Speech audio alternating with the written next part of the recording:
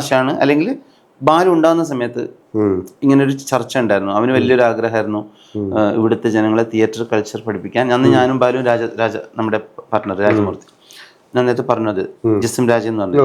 നമ്മൾ മൂന്നാളും ഇങ്ങനെ സംസാരിച്ച് പോയതാണ്. അപ്പോൾ അത് അവയർനെസ് കൊടുക്കാൻ വേണ്ടി നമുക്കൊരു പ്രൊജക്റ്റ് ചെയ്യണം.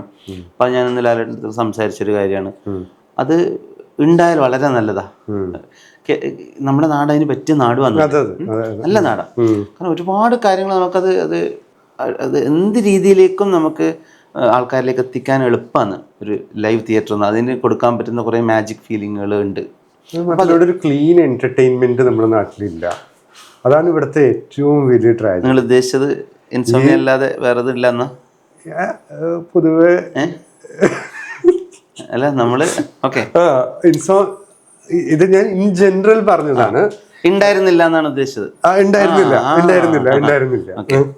അപ്പൊ ഇനി അത് മാത്രല്ല, ഇപ്പൊ കേരളത്തിലല്ല, ഇപ്പൊ കേരളത്തിൽ പൊതുവെ നമ്മളിപ്പോ ചെന്നൈയിലും ഡൽഹിയിലും ഒക്കെ ചിലപ്പോ ഉണ്ട്.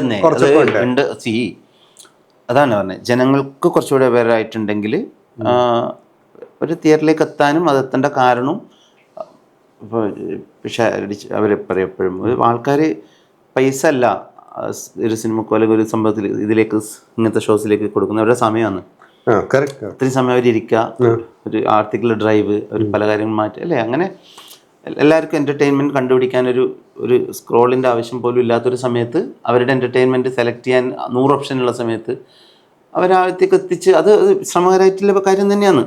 Okay, so concluding that book idea, അത് ഇവിടെ ഉണ്ടായാൽ ഫ്യൂച്ചറിൽ അറ്റ്ലീസ്റ്റ് ഇങ്ങനെ ഒരു അറ്റംപ്റ്റ് ഒരു 3-4 പേര് ചേർന്ന് നടത്തിയിരുന്നു. അത് കേരളം പോലൊരു സ്ഥലത്ത് വിജയമായിരുന്നു. അതിൻ്റെ പാർട്ടായത്, റെവല്യൂഷണറി രീതിയിൽ പാർട്ടായത്, ഇതിന് വന്ന് അല്ലെങ്കിൽ ഇതിന് അവിടെ നിന്ന് ടിക്കറ്റ് എടുത്ത ഓരോ വീട്ടമ്മമാരും അല്ലെങ്കിൽ പല സ്കോട്ട്ലൻഡിലും മറ്റും ഇരുന്നിട്ട് പാരൻസിന്, അച്ഛനമ്മ വയസ്സായവർക്ക് ടിക്കറ്റ് എടുത്തു കൊടുത്തിട്ട് നിങ്ങൾ ഇങ്ങനെ പറഞ്ഞു. ഇതിൽ കുറേ കഥകളുണ്ട്, കുറേ ഇമോഷണൽ കഥകളുണ്ട്. അല്ലെങ്കിൽ സോഷ്യൽ മീഡിയയിൽ ഒന്നും അറിയാതെ കാണണമെന്ന് ആഗ്രഹിച്ചിട്ട് വെയിറ്റ് ചെയ്ത് ഒരു സംഭവം ഷെയർ ചെയ്യുന്ന ആൾക്കാരായിരിക്കും.